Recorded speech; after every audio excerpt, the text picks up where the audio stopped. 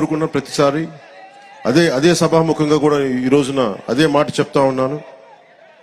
ప్రతిసారి మీరు జై అమరావతి అన్నప్పుడల్లా ఒకటి గుర్తుపెట్టుకొని, మీరు ఆంధ్ర కోసం, మీరు 5 కోట్ల మంది ప్రజల కోసం మీరు ఈ రోజున రాజధాని ఇచ్చారు.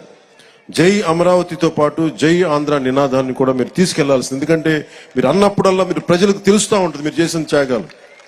కేవలం జై అమరావతి అంటే ప్రజలకి 5 కోట్ల మంది ప్రజలకి అర్థం కావట్లా. కేవలం అది అమరావతి సమస్య అనుకున్నారు. ఇది అమరావతి సమస్య కాదు, 5 కోట్ల మంది ప్రజల సమస్య.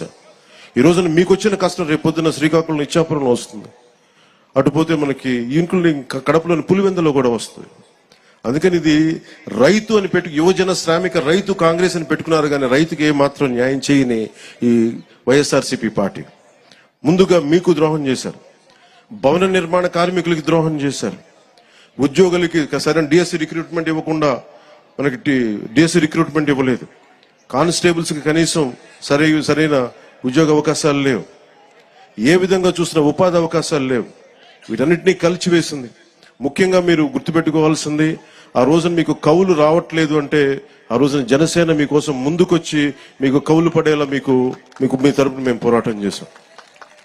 మీకోసం ఆ రోజున కంచెలన్నీ వేస్తే, ఆ రోజున ఆడపడుచులు ఏడ్చి వేదనతోటి ఆ రోజు వస్తే, ముళ్ళ కంచెలు వేస్తే మేము మీకోసం దాటి ముందుకు వచ్చాం.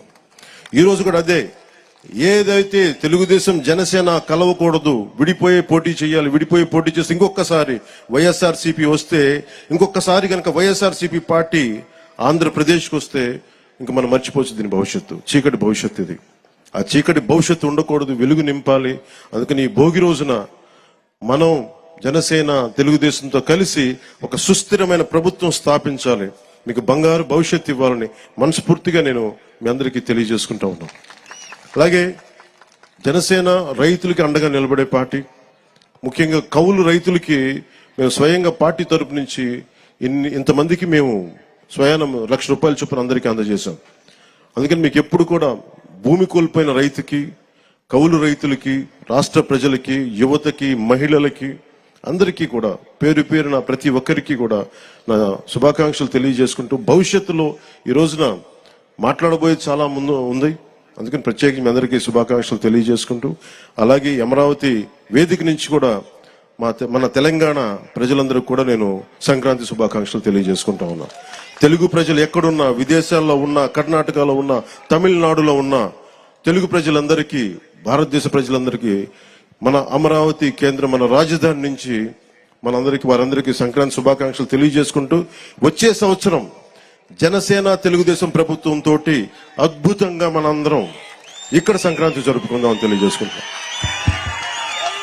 అందరికీ మనస్ఫూర్తి అభినందనలు తెలియజేసుకుంటూ, ప్రతి ఒక్కరికి పేరు పేరున ధన్యవాదాలు తెలుపుకుంటూ, ఈ సంక్రాంతి మీకు ఇది క్రాంతి, మార్పుతో కూడిన, విప్లవంతో కూడిన సంక్రాంతి. ఇది మీ అందరికీ వెలుగులు నింపాలని, కాంతితో పాటు క్రాంతి కూడా రావాలని మనస్ఫూర్తిగా కోరుకుంటూ సెలవు తీసుకున్నాను. జై ఆంధ్ర, జై భారత్, జై హింద్.